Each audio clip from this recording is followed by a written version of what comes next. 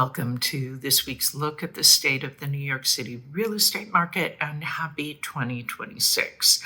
This is the first report for 2026 about what's going on in the New York City real estate market. In this report, we're going to be talking about what happened in 2025 so that we know where we've been, where we're coming from.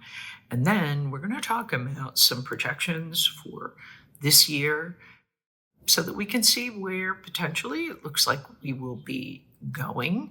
And this is just the kind of information, if you are an active buyer or seller, or you're thinking about being an active buyer or seller in the New York City real estate market, you'll want to have this information. So be sure you stick around for the whole report.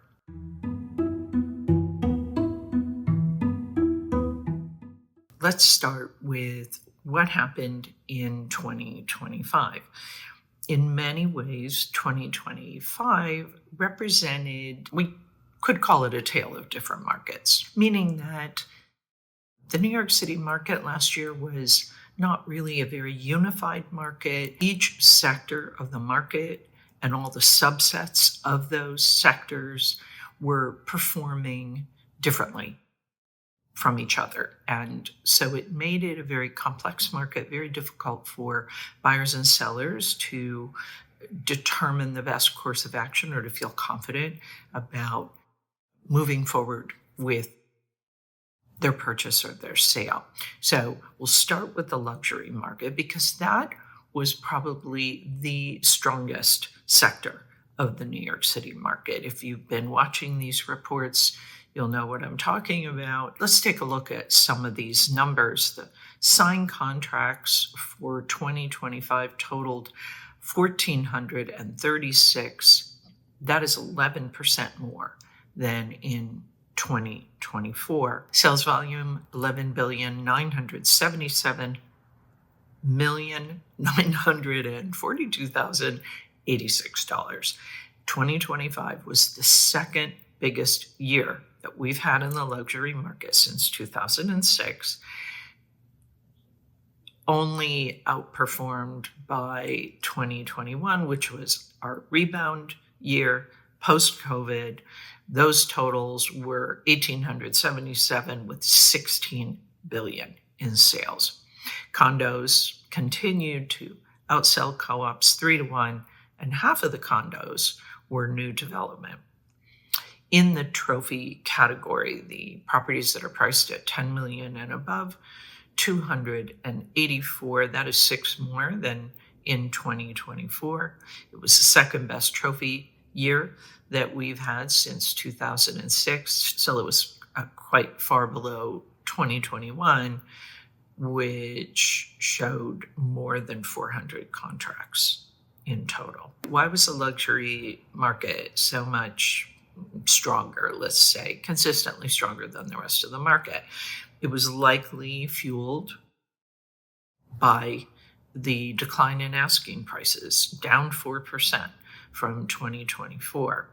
Also, Wall Street had a good year. Also, these deals are largely cash, and so the things that disrupted the rest of the market, let's say high mortgage rates, talks of tariffs, foreign wars, not to mention the New York City mayoral election. These are all things that seem to have more impact on properties priced not in the luxury category, so below $4 million. And in many cases, we often saw it affected the properties, let's say, below $2 million. But we'll get on to that right now.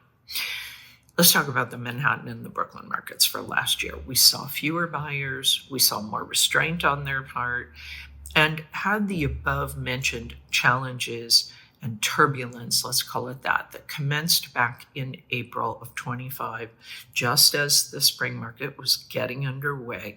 Had those things not occurred, or maybe only 1 or 2 of them occurred, we would have likely seen a more robust market in 2025 for those non-luxury properties. But let's talk about kind of how we've ended up the year.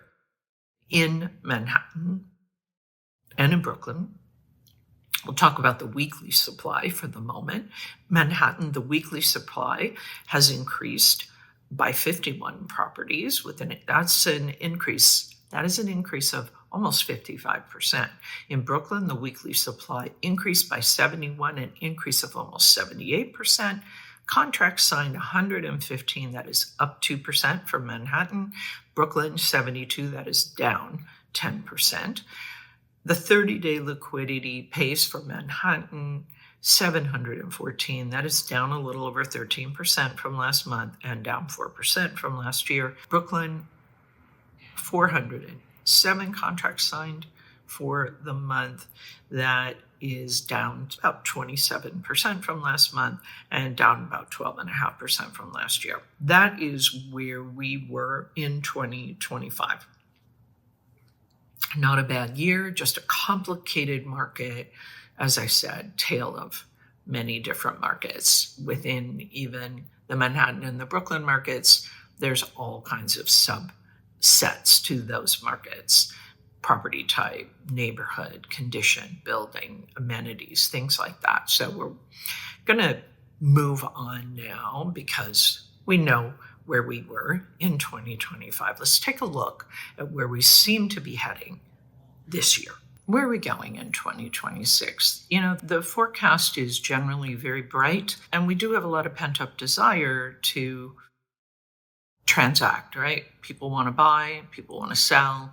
We are headed into what look to be calmer times, more settled times. Interest rates are better. We don't have a huge amount of inventory. I think that will help keep this market kind of steady, keep the demand going. Let's talk about some specific things that if you are an active buyer or seller or you're thinking about it, these are some things that you should be keeping in mind. As I mentioned, the interest rates have fallen. They're staying kind of steady. The industry experts do predict that they should stay around where they are now in these kind of low sixes for a 30-year fixed. They may go down a little bit, so they say, in 2026, but we don't really know. What we do know is that there could be some volatility. So if these rates work for you, you may want to take advantage of that now. If they don't work for you and you want to roll the dice a little bit, you could wait, see what happens. However, just overall, I think, these improved rates are helping quite a lot. If we look at how the market is performing in New York City comparatively, we're definitely outperforming the national market. Half the nation's metro markets are seeing negative price action. In New York City, we are not. We are seeing prices that have held pretty steady. Some negotiability, but not huge, let's say. This market pulse in Manhattan is improving. It's still in the neutral zone.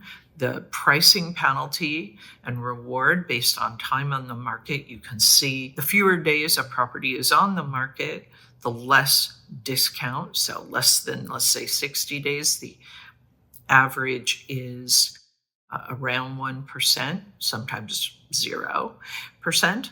If it's on for 120 days longer, on average, about a 9% discount. Looking at the price per square foot, how things are performing, I'm sharing this chart because it's very important, particularly to sellers. Look at the chart, look at when you bought your property, if it's on here. If you bought your property in 2017 or 2022, it's going to be tough for you to make your money back if you're selling now. If you've bought in other markets, 2020, let's say, it was a good market from a price per square foot if you want to sell now. But again, these are averages. These are condo prices per square foot. So we're, kind of bear that in mind as you're doing your calculations. The negotiability in 2025 wasn't bad, kind of on the lower end, 4.3%. See if that continues. This is all by way of saying that as we move into 2026, this market will be affected, no doubt, by any news that comes along. But if this inventory remains somewhat constrained, if mortgage interest rates remain on where they are now, maybe they dip a little bit lower, but let's say this, if they don't go shooting up, this is going to help those buyers and sellers that have been frustrated by last year's market, who want to get their deal done. If they want to buy something, they want to move on with their lives. If they want to sell something, they're trying to move on with their lives. So hopefully 2026 is going to be a better year for that. Good chance we will start to see signs of how this market is shaping up very soon in these coming weeks. And I will be reporting every week, as I always do, to let you know what is happening and best strategies for success. As always, my thanks to Urban Digs and to the Olshan Luxury Report. The work they do helps me to help you to make great decisions. I will be back next week with the very latest news on what is happening in the New York City real estate market. In the meantime, take care.